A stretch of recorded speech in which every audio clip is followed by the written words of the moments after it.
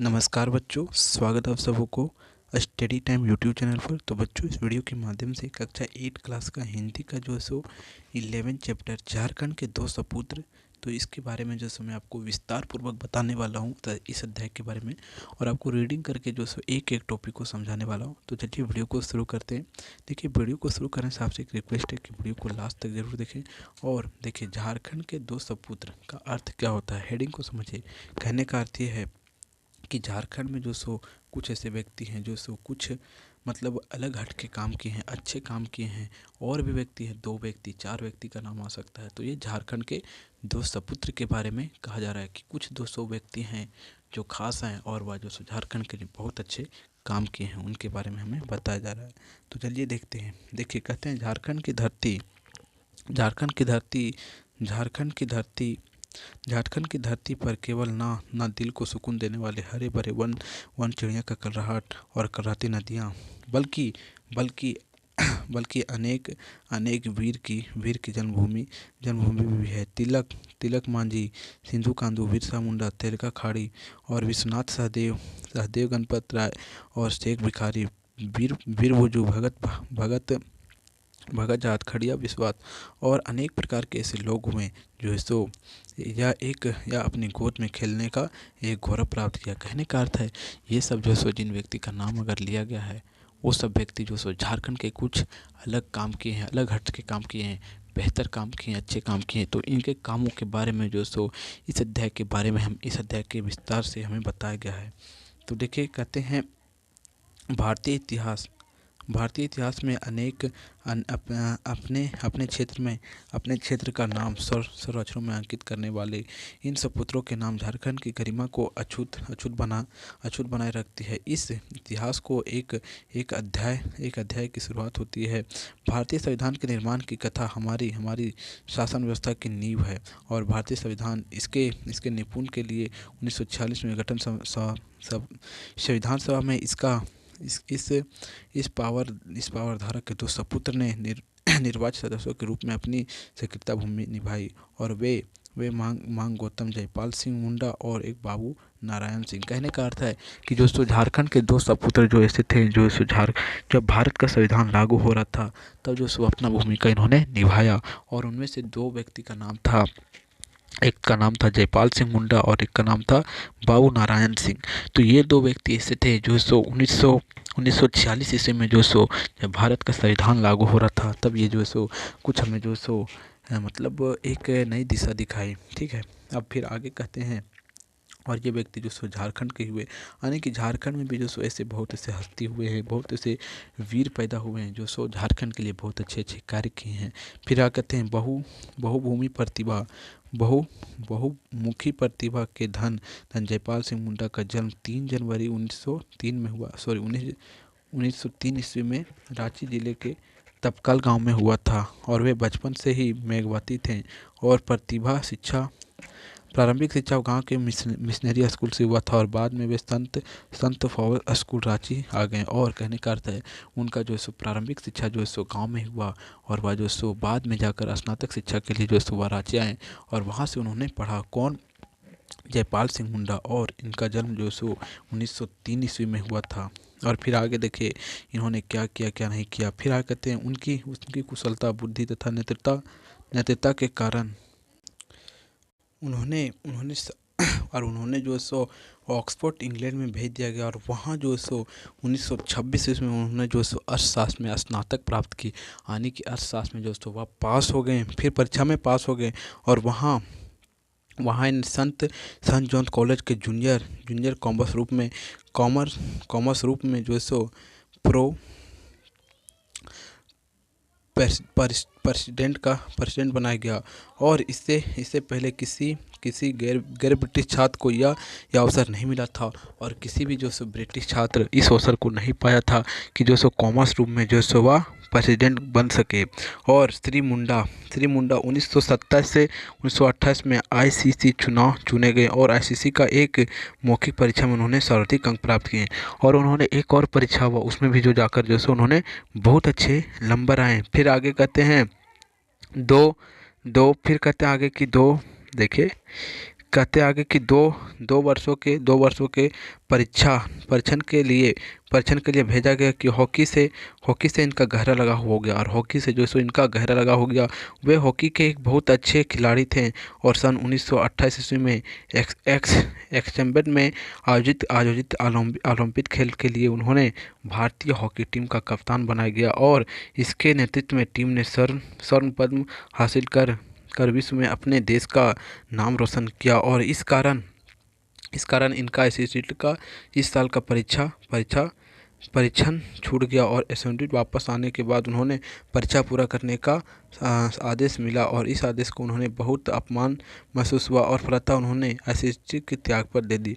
और देखिए इन्होंने जो सो भारतीय टीम के जो सो कैप्टन जो बन गए, क्या चीज़ के, हॉकी के, क्योंकि हॉकी के जो सो बहुत अच्छे खिलाड़ी थे, और यह जो सो भारतीय टीम को जिताकर जो सो स्वर्ण पदक प्राप्त किए। और जो सो इनका जो सो उस समय परीक्षा था, और उस समय इनका परीक्षा छूट गया, और वहाँ से ये जो सो त्याग पत्र देकर जो सो फिर से इंडिया चले आए।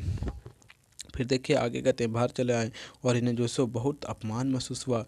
फिर आगे कहते हैं त्याग पर देकर वर्मसेल से सीनियर पद पर कार्य प्रारंभ किया, और जब वे वर्तमान में कोलकाता में कार्य करते थे, तब वह तारा वेनफेल्ड मौजूदा में उनका विवाह हो गया, और उनका जो सो वहीं कलकत्ता में विवाह हो गया।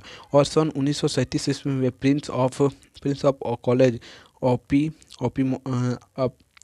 अपचंद थाना में जो सो इनका टीचर के रूप में जो सो नियुक्त हुआ, और सन 1938 में राजकुमार कॉलेज जयपुर में वाइस प्रिंसिपल बन गए। मगर इन जगहों पर कार्य करने के दौरान भी आदिवासी समूह को जो सो बहुत ऊपर दिखाना चाहा कि आदिवासी समूह जो सो ऐसे हैं। जब झारखंड बिहार एक साथ था, तब जो सो झारखंड को अलग करना चाहे, और ये बिहार को अलग करना चाहें, और इस प्रकार जो सो इनका जो सो लगातार उसी पर जो सो ध्यान एकीकृत रहा, और झारखंड बिहार को जो सो एक समय के बाद यह अलग कर देते हैं, और आदिवासी समूह को जो सो यह बहुत आगे जाने को कहते हैं। फिर आगे कहते हैं, देखिए फिर आगे कहते हैं श्री मुंडा सन 1946 में भारतीय संविधान सभा के सदस्य चुनाव किए गए, और वहाँ उन्होंने आदिवासी हित के लिए आवाज़ उठाएं, और 19 दिसंबर 1946 ईस्वी को संविधान सभा में उन्हें आयोजन पूर्व भाषण दिया गया। और कहने का अर्थ है कि जो सो वह अपने विचार रखें जो सो संविधान में, और भारतीय संविधान सभा में, तब जो सो उन्हें आदिवासी समूह के लिए जो सो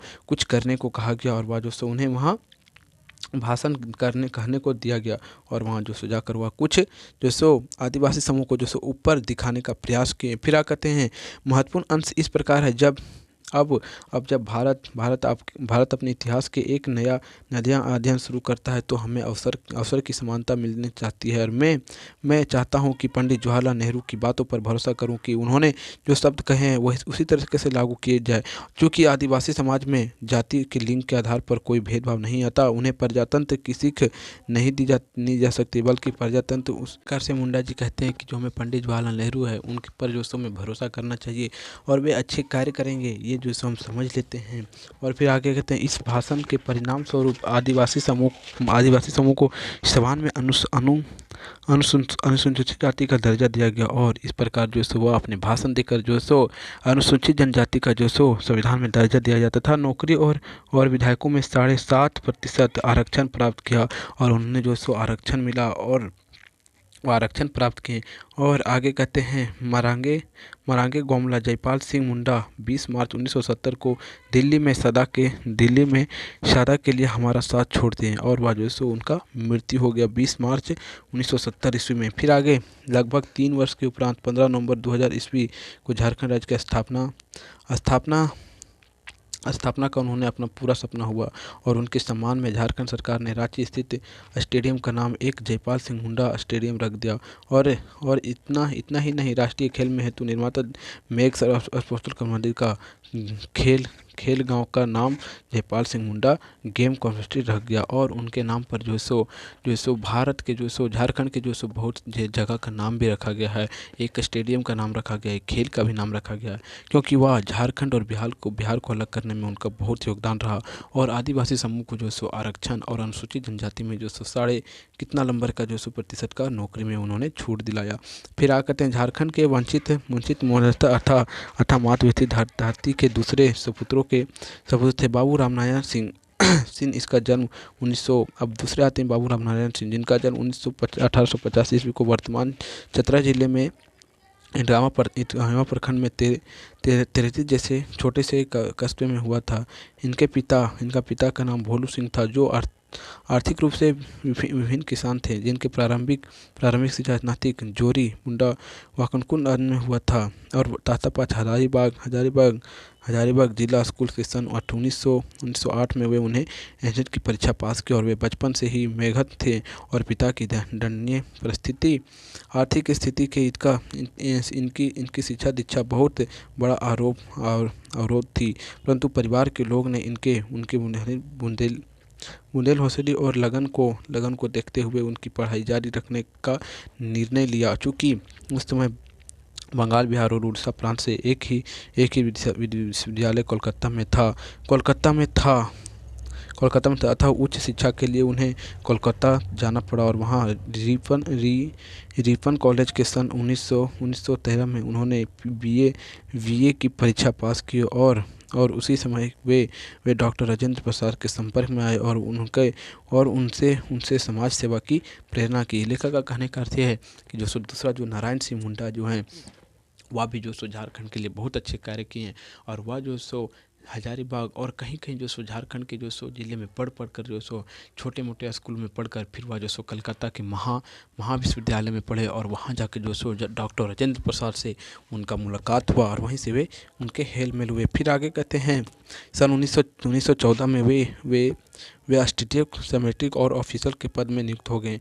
मगर मात्र 2 वर्ष की नौकरी से उनका मोहन हो गया। उन्होंने सरकारी सेवा की त्यागपत्र दे दी और नौकरी के त्यागपत्र देने के बाद 1916 में उन्होंने पटना कॉलेज के नामांकन लिया और सन 1919 में उनकी पढ़ाई पूरी हुई। इसके बाद उन्होंने 1920 में पटना में वालके शुरू किया और 2-3 माह के बाद वहाँ से चतरा आ गए तथा वर्षल शुरू किया। और आत्मवर्धी में कोलकाता में उन्होंने काफ़ी नाम कमाया। लेकिन देश सेवा के प्रति लगन के पुनः उन्होंने वकालत छोड़ने का बाध्य कर दिया। वे पूर्ण स्वदलित बनकर स्वतंत्रता संग्राम में कूद पड़े और वह जो देश के प्रति अब जो लग्न हो गए और देश के जो आज़ादी के आंदोलन में वह जो कूद पड़े। फिर आ कहते हैं रामनारायण बाबू स्वतंत्रता आंदोलन में इतने सक्रिय रहे कि उन्होंने 8 बार जेल जाना पड़ा। और वह स्वतंत्रता आंदोलन में इतने वह उत्तेजित हुए कि उन्हें 8 बार उन्हें जेल जाना पड़ा।